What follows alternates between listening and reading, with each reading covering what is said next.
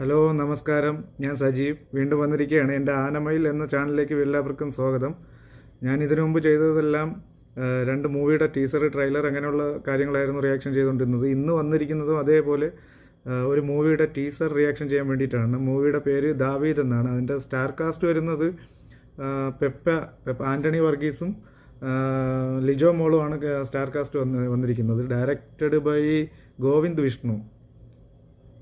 അപ്പോൾ നമുക്ക് ടീസറിലോട്ട് കിടക്കാം, അതിൻ്റെ റിയാക്ഷനിലോട്ട് കിടക്കാം. എന്താണ് എന്നുള്ളത് ടീസറിലൂടെ നമുക്ക് കാണാം. ക്രിസ്തുവിന് 300 വർഷം മുമ്പ് പാലസ്തീനിൽ ഒരു യോദ്ധാവ് ഉണ്ടായിരുന്നു, ഗോലിയാത്ത്. ആയോധന കലകളിൽ അതിസമർത്ഥനായിരുന്ന അയാൾ സകല രാജ്യങ്ങളും കീഴടക്കിയ ശേഷം ഇസ്രായേലിന്റെ അതിർത്തിയിലും എത്തി.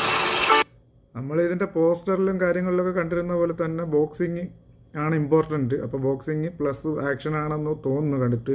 പിന്നെ വേറൊരു കാര്യം എന്ന് പറയുന്നത് ഇതിൻ്റെ BGM അടിപൊളിയാണ്, നല്ല രസമുണ്ട് BGM കേൾക്കാനായിട്ട്. രാജ്യം വിട്ടു നൽകി അടിയറവ് പറയാത്ത രാജാവിനോട് അയാൾ യുദ്ധം പ്രഖ്യാപിച്ചു.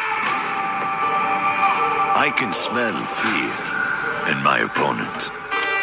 I can see the fear in their eyes. നമ്മളെടുത്ത് ഷേപ്പ് മാറ്റുന്നൊക്കെ വെറുതെ പറയാറുള്ളൂ, അവനത് ചെയ്യണോനാ.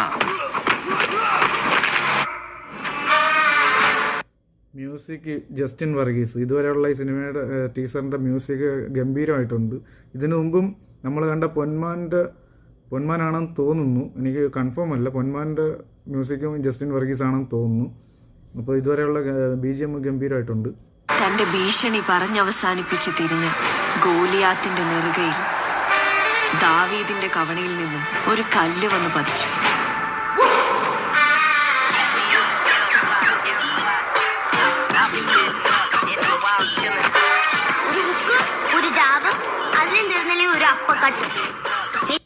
എനിക്ക് തോന്നുന്നു ഒരു best boxing movie, boxing plus അതിൻ്റെ പുറമെ ഉള്ള ഫൈറ്റുകളെല്ലാം കൂടെ ഉള്ളൊരു മൂവി ആയിരിക്കാൻ ചാൻസ് ഉണ്ട്. ഈ ടീസർ അതാണ് സൂചിപ്പിക്കുന്നത്.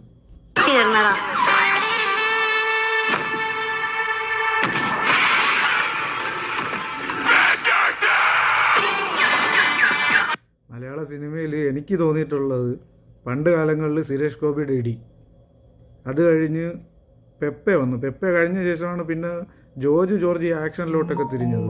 എനിക്ക് എൻ്റെ ഉദ്ദേശം അങ്ങനെയാണ്. അപ്പോൾ പെപ്പ, ജോർജ്, സുരേഷ് ഗോപി, ഇവർ 3 പേരുടെ ഇടി കാണുമ്പോൾ നമുക്കൊരു കിണ്ടൽ ഫീൽ ചെയ്യും. അത് കറക്റ്റ് ഈ സിനിമയുടെ ഒരു ഇടിയിൽ കാണിച്ചപ്പോഴും അത് ഫീൽ ചെയ്യുന്നുണ്ട്.